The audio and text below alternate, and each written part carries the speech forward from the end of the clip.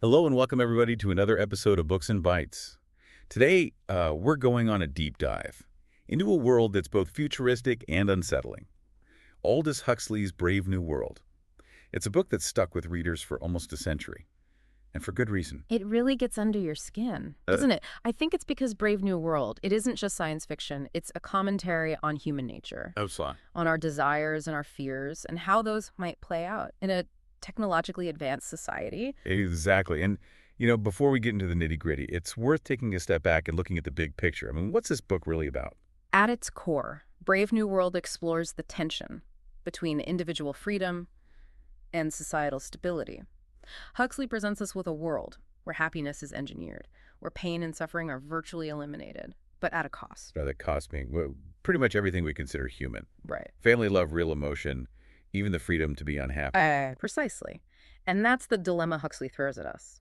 Would you trade your freedom for guaranteed happiness? Would you sacrifice your individuality for the sake of a perfectly ordered society? Big questions.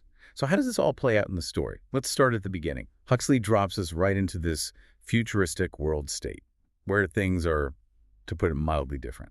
It's a world that has completely embraced technology to control every aspect of human life, starting with birth. There are no families, no mothers, no fathers. Babies are created in labs, literally decanted like bottles, and then genetically engineered and conditioned for specific roles in society. Okay, so let's unpack that. We've got these 5 castes: alphas, betas, gammas, deltas, and epsilons. And each caste is pre-programmed for a certain level of intelligence. Exactly. The alphas are at the top, the intellectual elite, designed to lead and make decisions. Then you have the betas, who are the skilled workers, and so on down to the epsilons, who are essentially bred for menial tasks. It's a pretty rigid system. And how do they make sure everyone stays in their lane, so to speak? I mean, do people just accept this hierarchy? Well, that's where the conditioning comes in, from the moment they're born. These individuals are subjected to hypnopedic learning, where they're bombarded with messages and slogans while they sleep. It's like subconscious programming. So they're basically brainwashed into accepting their place. Essentially, yes. Yeah. And on top of that, they have this drug called soma. It's a hallucinogen that induces euphoria and completely numbs any negative emotions. It's the ultimate tool for social control. Soma, the perfect escape from any unpleasantness. I guess it's no wonder people in this world state seem so. Real. Yeah. But then we meet Bernard Marx. He's an alpha plus, so he's supposed to be at the top of his game, right? Right. But Bernard is different. He feels alienated, dissatisfied. He's described as being physically smaller than the average alpha. And this difference fuels his sense of isolation and makes him question the values of the world state. He's like the square peg in a round hole, and his discomfort leads him to seek something more, something beyond the superficial happiness that everyone else seems to embrace. Exactly. Bernard starts to see the cracks in the system.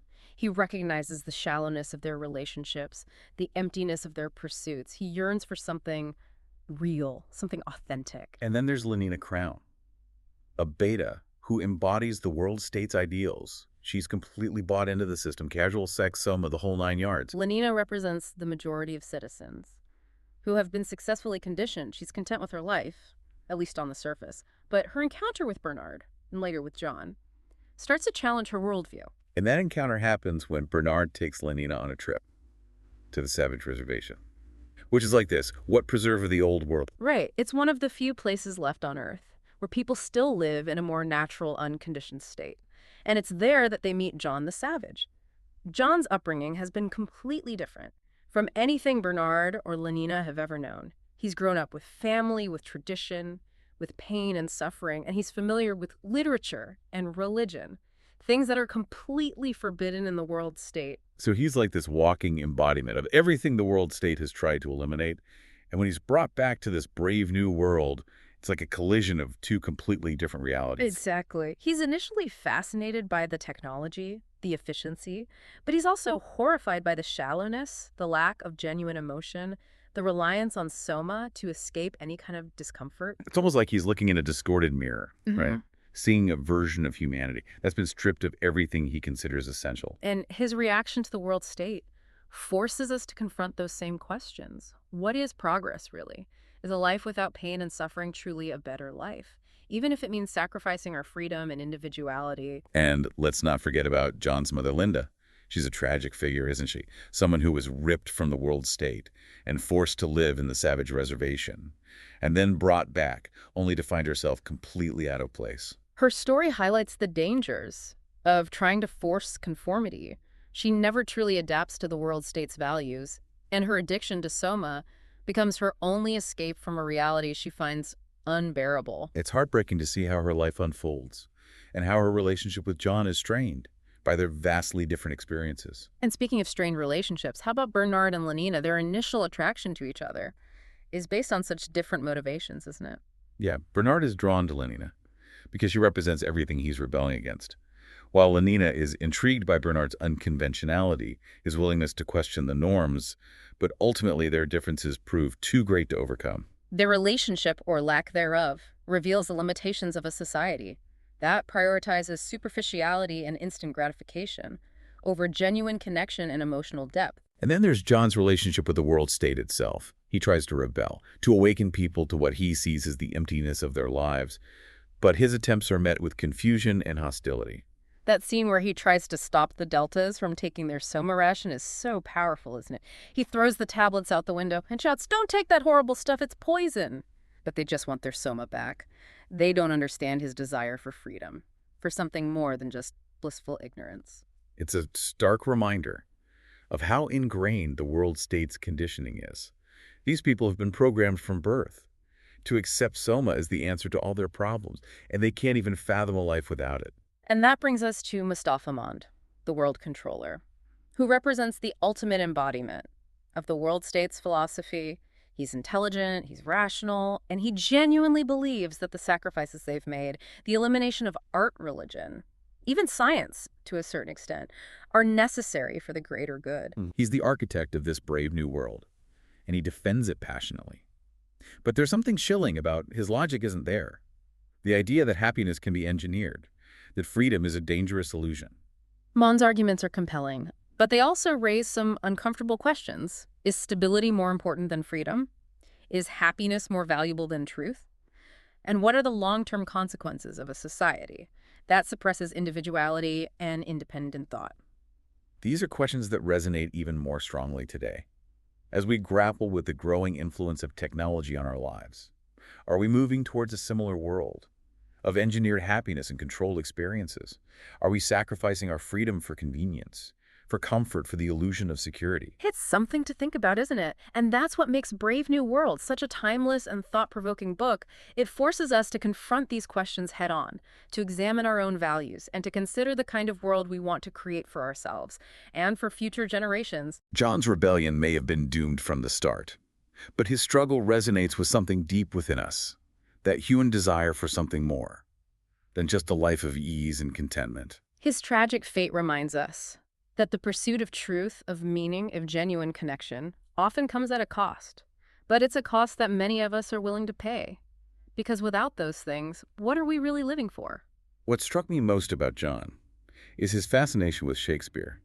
He clings to those words, to those stories, as a reminder of a world where human emotions are allowed to exist, Yeah. all their complexity. And that's where we see the true power of art, isn't it? Its ability to connect us to something larger than ourselves, to give voice to our deepest fears and longings, to remind us of what it means to be human. One of the most famous passages in the book is when John, after witnessing the world state's version of happiness, cries out, "Oh, brave new world that has such people in it." It's ironic, isn't it? He's both repulsed and strangely drawn to this world, just like we are. That quote perfectly captures the book's central tension, the allure and the danger of a society that promises to fulfill our desires, but at a price. And that price might be our very humanity. So where does that leave us? What are we supposed to take away from this deep dive into Brave New World? Well, for me, it's a reminder that the choices we make, both individually and collectively, have consequences.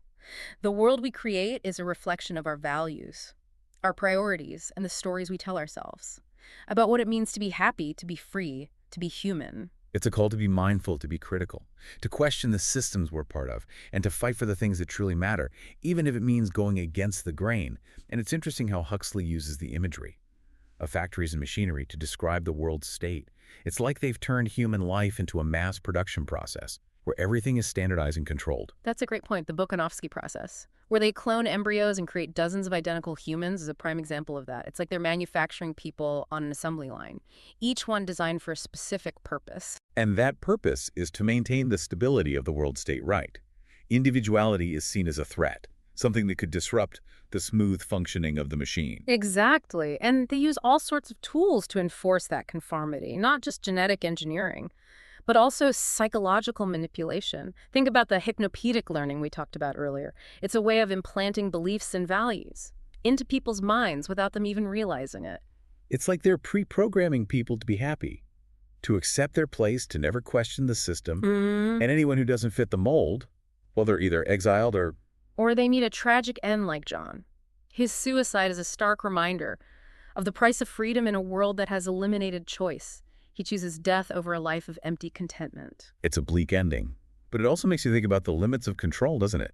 Even in a society as technologically advanced and tightly regulated as the world state, they can't completely extinguish the human spirit, the desire for something more.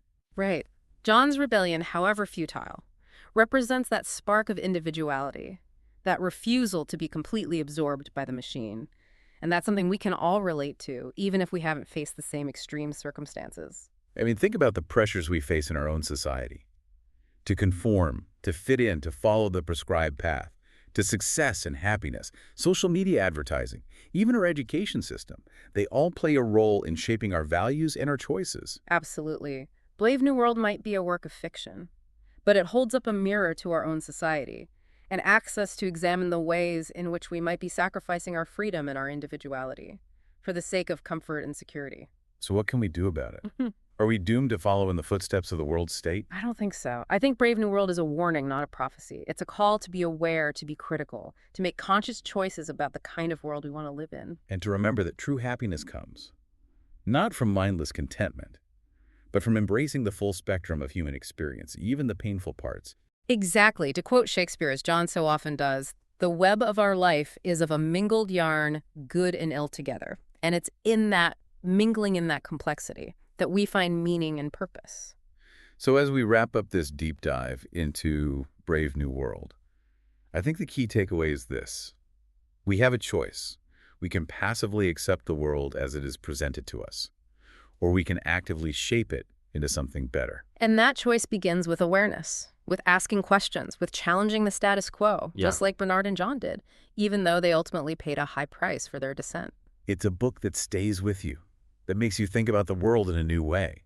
And even though it was written almost a century ago, it feels more relevant than ever today. Absolutely. It's a powerful reminder that the future is not predetermined. It's something we create through our choices, our actions, and the stories we tell ourselves about what it means to be human. So if you're looking for a book that will challenge you, that will make you question your assumptions, and that will stay with you long after you finish the last page, then I highly recommend Brave New World. It's a deep dive worth taking. And until next time, keep those questions coming. Keep exploring and keep diving deep